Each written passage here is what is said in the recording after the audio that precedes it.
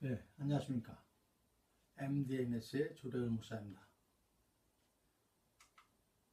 오늘은 끝까지 붙들어 주신 주님이라는 제목으로 요나서를 중심으로 해서 같이 은혜의 말씀을 나누도록 하겠습니다.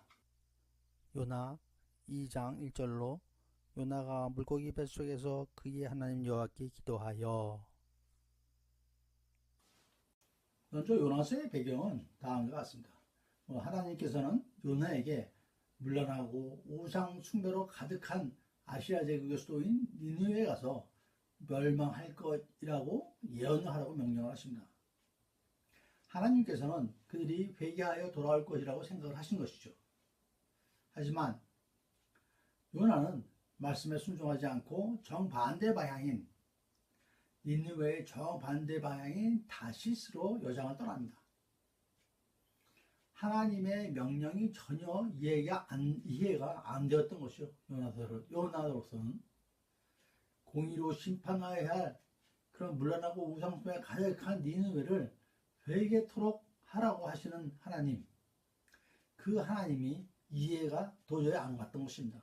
그래서 요나는 아예 반대 방향인 다시스로 하나님의 명령을 완전히 거역하고 떠나기를 시작한 것입니다.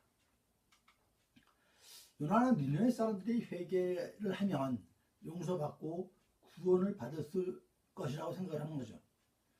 자신의 감정으로는 문란하고 우상숭배에 가득한 니느웨에 대해서 하나님께서 긍휼을 베풀어 구원한다는 것이 온당치 않다고 생각한 것입니다.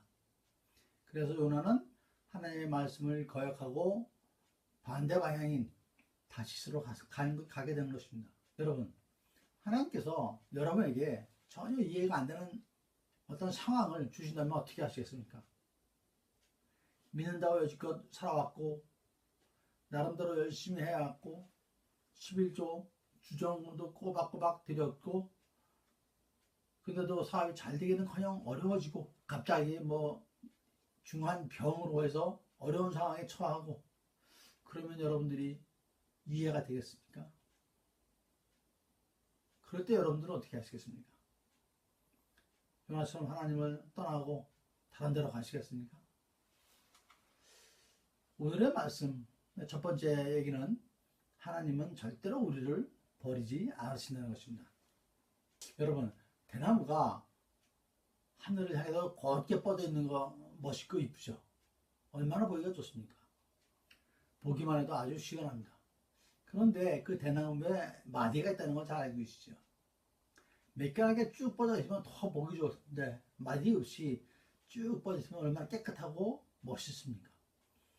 그런데 마디가 만약에 없었다 그러면 대나무는 어떻게 될까요? 대나무는 곧게 하늘로 향해서 뻗어 나갈 수가 없게 되는 것입니다. 폭풍과 바람에 견디지 못하고 쓰러지게 말 것입니다. 폭풍과 바람이 아니더라도 그냥 올라가지 못하고 휘어져 버릴 것입니다. 중간중간에 마디가 있어서 곧게 뻗는 걸 지탱해주고 있는 것입니다. 축 늘어져서 버리게 될 그 대나무를 마디가 버티게 해주는 것입니다. 마디가 없으면 절대로 하늘로 뻗어 올라가지 못하는 것이 대나무입니다. 하나님께서는 우리의 삶에도 마디를 주십니다. 성장의 마디를 주시는 것입니다. 처지지 않고 뻗어나가도록 마디를 주시는 것입니다. 하나님께서 인생의 마디를 주시는데 그것이 어렵고 이해가 안 간다고 해서 요나처럼 반항하고 도망하면 어찌 될까요? 오직 주님만이 아시는 길, 오직 주님께서 하시는 일이니까요. 저는 주님께서 돌아오라고 하시는 것이라 생각합니다. 하나님께서는 여러 가지 당신께서 계획하신 것을 준비하고 계셨던 것입니다. 하나님께서는 명령을 어기고 도망간 요나를 보시면서도 포기하지 않으십니다. 하나님은 바람을 일으켜서 풍랑을 이용해서 요나가 탄 배가 뒤집힐 정도로 만듭니다. 그래서 배에서 뛰어내리게 하고 미리 준비한 큰 물고기가 요나를 삼키게 하죠. 결국 요나는 니느웨로 가게 만드십니다. 그러신 분이 하나님이십니다. 당신의 선한 목적을 이루시는 분이십니다. 2장에서 요나서 2장이죠. 요나서 2장에서 요나는 물고기 뱃속에서 울부짖으며 기도를 합니다. 결국 하나님께서는 요나를 용서하시고 물고기 뱃속에서 나오게 하시는 것이죠.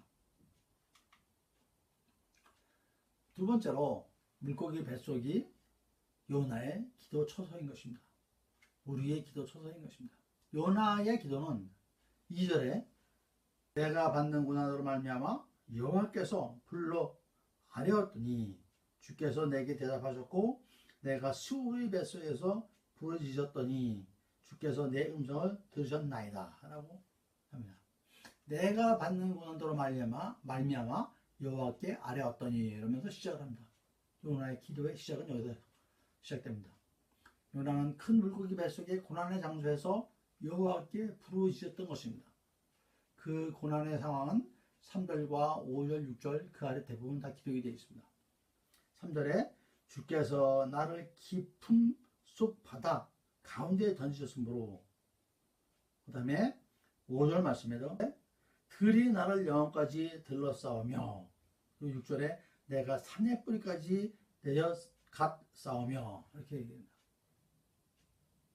깊은 바다 가운데 던져졌고 큰 물이 자신을 둘러싸고 큰 바다와 큰 물결 위에서 넘쳐나고 물이 영혼까지 들렀으며 기쁨이 에워싸고 바다 풀이 머리를 감싸고 이런 내용들이 3장부터 6장까지 계속 나오게 됩니다.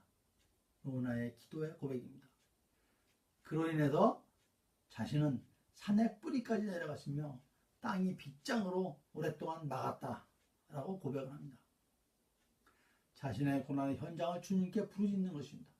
그렇지만 요나의 기도에는 자신이 고난받고 있는 것에 대해서 하나님을 원망하거나 자신의 고난에 대해서 하나님께 불평하고 그러는 것이 없습니다. 요나는 자신에게 닥친 고난에도 불구하고 자신의 불순종으로 인한 고난에 주님께서 그러하시더라도 오직 주님만 바라보겠다라고 하면서 자신의 생명을 구원해 주신 하나님께 감사하고 감사의 기도를 드리는 것입니다. 물고기 뱃속에 있으면서 하나님께 감사의 기도를 드립니다. 8절 9절에서는 자신은 주님께서 베푸신 은혜에 감사하고 맹세한 것을 갚겠다고 기도하는 것입니다. 8절 9절 제가 한번 읽겠습니다. 거짓되고 헛된 것을 숭상하는 모든 자는 자기에게 베푸신 은혜를 버렸사오나 나는 감사하는 목소리로 주께 제사드리며 나의 서원을 주께 갚겠나이다. 구원은 여호와께 속하였나이다 라고 고백합니다.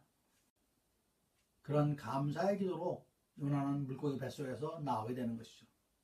요나는 물고기 뱃속에 나와서 감사의 기도를 드린 것이 아니라 물고기 뱃속에 있을 때, 고난 중에 있을 때 감사의 기도를 드렸던 것입니다. 요나는 기도에서 내가 받는 고난으로 말미암아 하면서 시작을 했다고 말씀드렸죠. 앞서 그 2장이 이제 요나의 기도인데 앞서 1장에 요나서 1장 12절에 나오는 내용입니다. 그가 대답하되 나를 들어 바다에 던지라. 그리하면 바다가 너희를 위하여 잔잔하리라. 너희가 이 큰 폭풍을 만난 것이 나 때문인 줄을 내가 아노라. 라고 고백을 했습니다. 1장 12절에 큰 풍랑이 나오니까 요나가 나를 바다에 던지라라고 합니다. 이건 무슨 뜻입니까? 요나는 모든 걸 포기한 것입니다. 모든 걸 내려놓은 것입니다. 그 폭풍 속에서 살아남으려고 하지 않았습니다.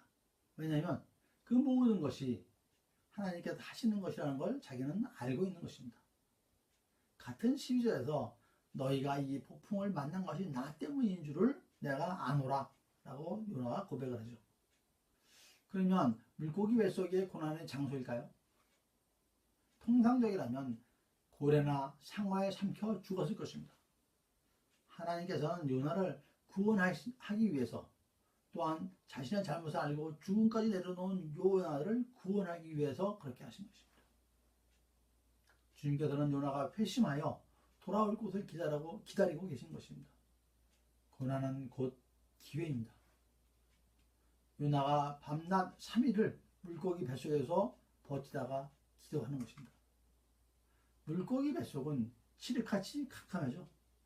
빛이 없죠. 큰 물고기가 잡아먹은 다른 물고기들도 많이 있었을 것입니다.